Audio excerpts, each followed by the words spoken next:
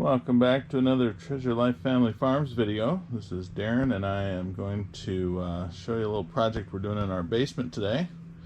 What you're looking at here are some strawberries that were planted in those cell trays,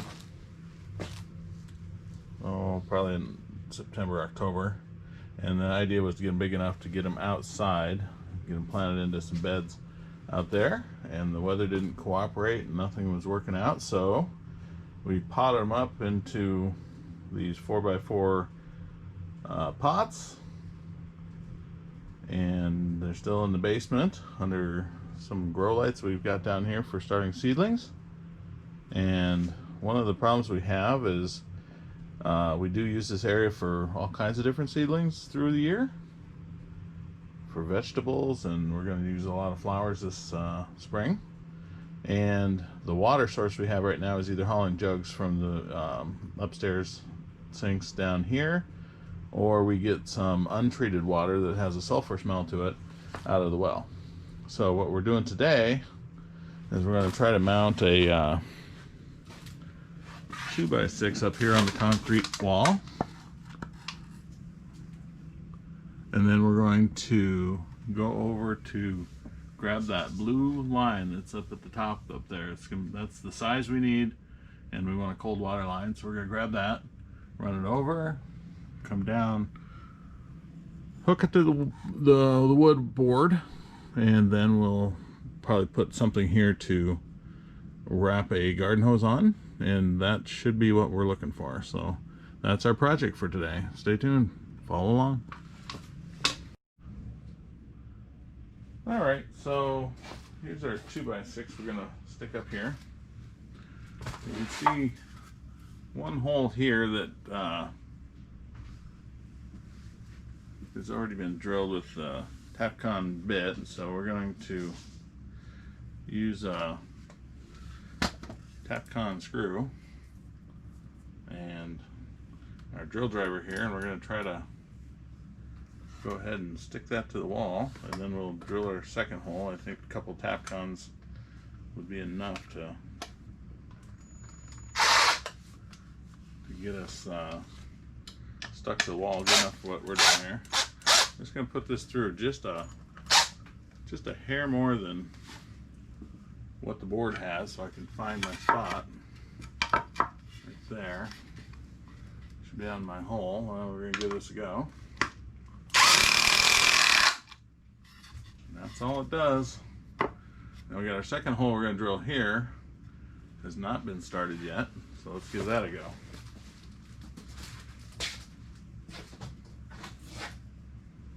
I don't have a hammering drill for this. At least I don't think so.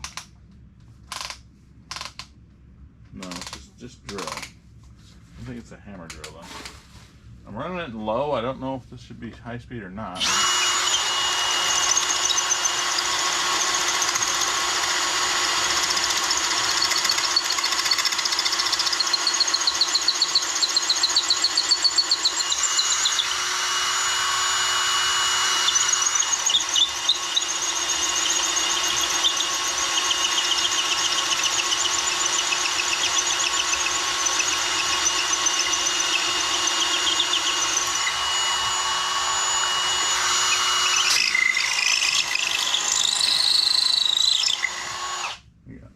I guess high speed seems a little more effective on that, so I guess I'll do that from now on.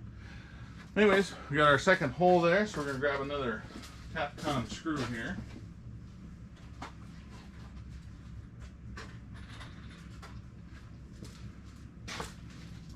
I know you haven't seen her on video yet, but I've got my lovely assistant Isabella here. She's kind of making sure I do this all right and get me all the stuff I need.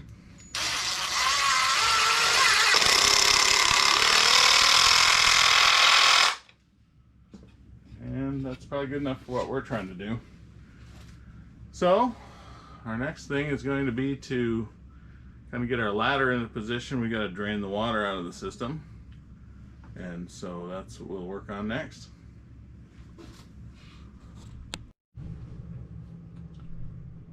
Alright, we're working with PEX today, and this is the garden hose valve that we're going to use, and we've got a shut-off valve too. Probably could do it without both, but I really don't want it to be down here dripping all the time either. So what we're going to do is bring our main feed into the top of this Sioux Chief valve, ball valve here, and have that as one shut off, and then also have the spigot, I guess, as the other shut off.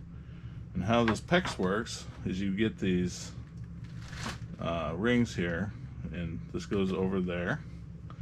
This will go on here, but before it goes on there, we have this Milwaukee, it's called a Pro PEX expansion tool. And what this will do is you put it in there and you expand it about 2 or 3 times. Then you put this together and then wait 10 seconds, and then it's tight. That's all it needs. So let's go ahead and do it.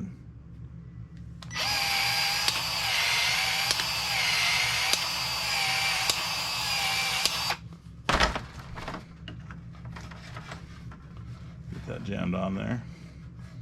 And then, like I say, just wait a few seconds, and that is not only solid as a rock, but you can still turn these in here, and that shouldn't leak. And so what we'll do next is run our main line from up top. We'll bridge into the blue water line up there, the cold. Come right into here with it. Find a way to staple that down to our board some, so then it's all kind of held in place, and see if we got a successful project. We'll go find a garden hose to leave down here and to hook onto things. So those are our next steps.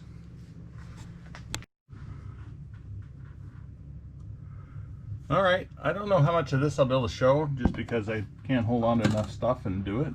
We're going to pull this clip here out and get this so we can move this, wiggle this around. Then somewhere right around here, we're going to cut into it, and we're going to put a PEX, basically a T in here, and that T will come out of the pipe. We'll clip it onto a couple of these joists, turn the corner, and go down to our board here. There shouldn't be a lot of water in this. I'll let you know how that goes after I clip it, but we turned on the sink upstairs and we've drained water to a lower point. We've got the main water off. So let's give that a try. Like I said, I don't think I'll be able to get that on camera. So I'll show you how it goes after it's pretty much done, I think. All right, so we are literally about 3 minutes later. I popped this up out of this clip, which is handy. Clipped it down here.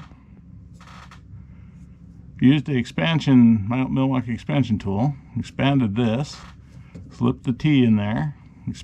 Had to then figure out where to cut this one. It's you know, like 3/4 or an inch off of it. Expanded that and put the other end of the T in it.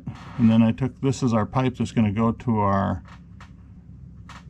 spigot, and put that on the third side of the T. And we are now ready to go over to our board that we screwed to the concrete and start mounting things up over there. Here we go. Alright, so we showed you before where we teed in up there. White lines coming across. We're going to tie it up to those floor joists coming down here. I'm using an electrical conduit tie because I don't have any of the right ones for PEX piping. And I'm putting a piece of toe strap, just about 1.5 inches long or 1 inch long here. And it just wraps around, and that's because these metal conduit things were way too loose on the bare pipe. I've got one there and I got one there. I'm going to add one more here, and then you're not going to see much after that. So this will be on, off, and then I believe that's off, on, and there's not a lot of wiggle. I don't know if we're gonna have to do something so that people pulling on the hose don't rip this off. I may need to actually secure the hose to something of its own so that when people are pulling on the hose, we don't want to break this thing and get water everywhere. Hopefully, or we'll show you later if it does or doesn't drip. But there is a drain right by my feet down here where that goes if it ever does let loose, but it shouldn't. So we're going to put one more hold down here and then go turn the water on. Stay tuned.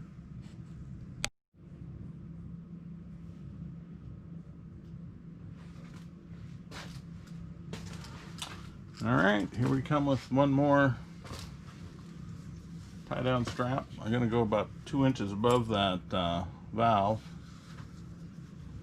Let's see how we do here. I think up here, just because I can't really force it too much. Like that. And then I'm not even going to fully bake the screws on this because I just don't want that much pressure on things. I do want it to hold steady, but I don't want to have a breaking style pressure on that. I didn't really position my strap thing here much. There we go, we'll do that.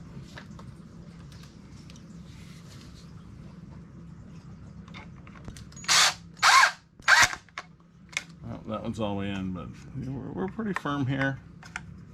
Things aren't moving too much. Again, we're gonna strap down to the joist up there, but not yet. So we'll go turn the water on. We'll let you know how wet it gets down here.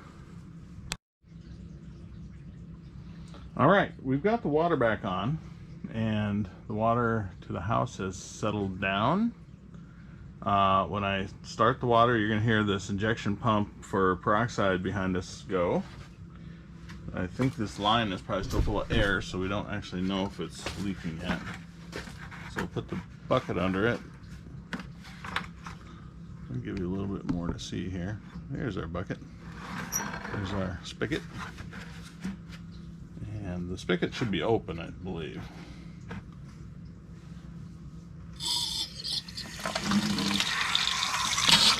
Whoa, yeah, it's way under a lot of air here, so let the air out of it first for a second.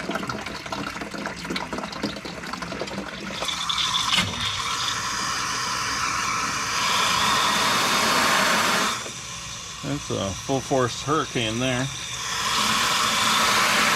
So I guess our next move is going to be to, let's see if this works. Yeah, we're fine there. Whoa, that's a mess. So the next move is we're going to hook a garden hose on this and actually make a nice way to hang that garden hose, because you know, when you're down here watering the crops, or you know, the new plants, getting a little water out of this, you know, just a little garden hose is going to be the right thing. Let's go find out all the stuff we've got for that. Be right back. Alright, so this is kind of our last segment here on this project. We've got our line secured, we've got our hose plugged in. This one's on. That one, we can turn it on. You hear our pump kick on in the background. I took one of these clips and I spread the one end tip of it out. Kind of did that to it. That kind of holds the hose, so no matter how much you yank on the hose, you're not gonna pull on this. So that's good. I had our hose all rolled up over the top of that. It's a sump pump with a piece of pipe on the end of it. And as soon as we hit the water on, the hose pressured up, then it all started to tip it over.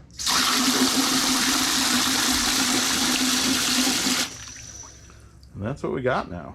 So we can water away. That's way too much pressure for watering strawberries. So we'll want to turn our hose on to just a little bit, not full like that. And then probably even what it'll do is end up filling this little jug. I'll show you it in a second. The other thing we got there is that drain there. Any of this water that comes around there will end up near that drain, and that'll be the end of it. So that's all fine and good. So for now, we're about done. I'm going to turn this off, and I'll show you the strawberry watering can here. This guy. So for watering strawberries, they'll probably do this. For other crops, we're going to have a wand on the end of that thing. So we'll figure it out from here, but we got the water supply hooked up now, and no drips, so we're all good. Thanks for watching our video. Subscribe and watch for more. Bye.